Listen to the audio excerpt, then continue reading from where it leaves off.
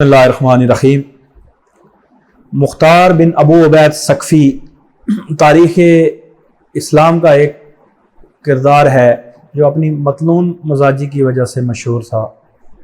اگر اس کے اندر یہ کچھ ایسی خرابیاں جو اگر نہ ہوتی تو وہ اسلامی ہیرو کے طور پہ تصور ہوتا۔ ایک طرف اس شخص نے تمام قاتلین حسین کو چن چن کے قتل کیا۔ جب توابین کا واقعہ ہوا تو بچے ہوئے لوگ اس کے ساتھ شامل ہوئے، تو اس شخص نے شروع میں امام زین العابدین کے پاس گیا اور ان سے کہا کہ آپ میرا ساتھ دیں تو میں قتل حسین کا بدلہ لوں گا۔ تو امام زین العابدین نے اپنے پورے خاندان کو قتل ہوتے ہوئے دیکھا تھا، اپنی عورتوں کے ساتھ سفر کیا تھا، بچوں کو قتل ہوتے دیکھا تھا۔ وہ ان چیزوں سے دور رہے۔ انہوں نے اس کو کہا کہ ہم ان چیزوں سے اب دور ہیں، میں تیرا ساتھ نہیں دے سکتا۔ پھر محمد بن حنفیہ کے پاس گیا جو خاموش رہے، اور اس نے بعد میں محمد بن حنفیہ کا نام استعمال کیا، ان کے نام پہ بیعت کی، کوفہ پہ قبضہ کیا، کوفہ کے عبداللہ ابن زبیر کے والی کو وہاں سے نکالا، اور توابین جو لوگ بچ گئے تھے اس کے ساتھ شامل ہوئے، اور اس نے محمد بن حنفیہ کے بارے میں مہدی ہونے کا اعلان کیا کہ وہ مہدی ہیں اور ان کی قیادت میں بیعت لیتا ہوں اور آپ لوگ میرے ساتھ شامل ہوں۔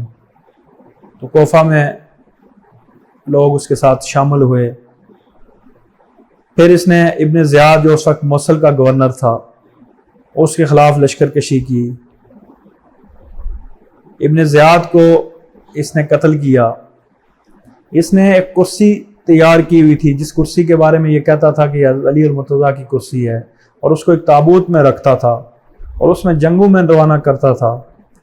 پھر اس نے نبوت کا بھی دعویٰ کیا، اور اس نے کہا میرے پاس جبریل امین آتے ہیں، مجھ پہ وحی کی کیفیت طاری ہوتی ہے۔ پھر اس نے تابوت سکینہ ہونے کا بھی دعویٰ کیا اپنے پاس۔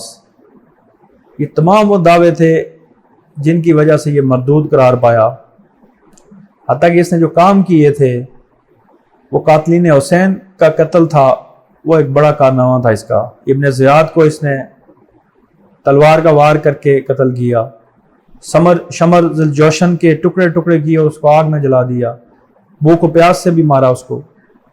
پھر عمرو بن سعد کو اس نے قتل کیا۔ خولی جو امام علی مقام کا قاتل تھا اس کو اس نے دردناک عبرتناک موت ماری، حتیٰ کہ امام حسین کے تمام قاتلوں کو اس نے چن چن کے قتل کیا۔ لیکن امام زین العابدین اس کے بارے میں کہتے تھے عقیدے کی بنیاد پہ یہ کذاب ہے۔ محمد بن حنفیہ جن کا نام استعمال کرتا رہا شروع میں، وہ بھی اس کے بارے میں یہی بات کرتے تھے کہ اس کے عقیدے سے ہمارا کوئی لینا دینا نہیں ہے۔ اگر اس کے اندر یہ خرافات نہ ہوتی، یہ نبوت کا دعویٰ نہ کرتا، اور اپنے آپ کو نبی ہونے کے دعوے کے ساتھ ساتھ لوگوں کے عقائد کے اندر غالی قسم کے عقائد اس نے پھیلانا شروع کر دیے، اگر یہ چیزیں نہ کرتا تو یہ تاریخ کے اندر ایک بڑے کردار کے طور پہ زندہ رہتا، کیونکہ اس نے آل بیت کے تمام قاتلین کو چن چن کے قتل کیا۔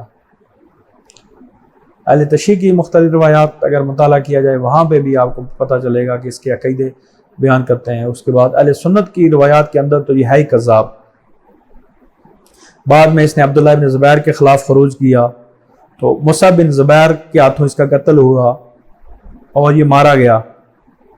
اپنے عجیب و غریب عقائد و نظریات کی وجہ سے آج بھی یہ تاریخ کے اندر زندہ ہے، لیکن اس کے بارے میں مختلف لوگ اس کو ہیرو کے طور پہ پیش کرتے ہیں، اور مختلف اشخاص کے درمیان، اہل علم کے درمیان یہ ویلن کے طور پہ مشہور ہے۔ وما علینا الا البلاغ۔